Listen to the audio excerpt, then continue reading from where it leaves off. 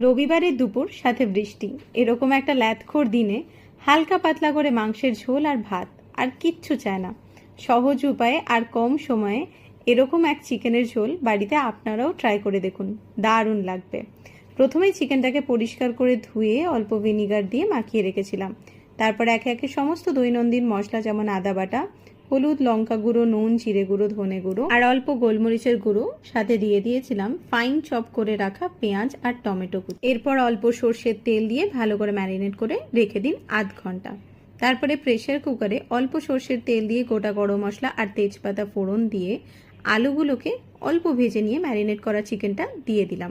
অল্প জল দিলাম, সাথে গোটা রসুন আর কিছু লঙ্কা কুচি দিয়ে দিয়েছিলাম। এবার আর কি, প্রেসার কুকার লাগিয়ে 2টো সিটির অপেক্ষা, তারপরেই চিকেন রেডি। এই গরমে খাওয়ার মতন হালকা তেল মশলায় দারুণ চটজলদি চিকেন।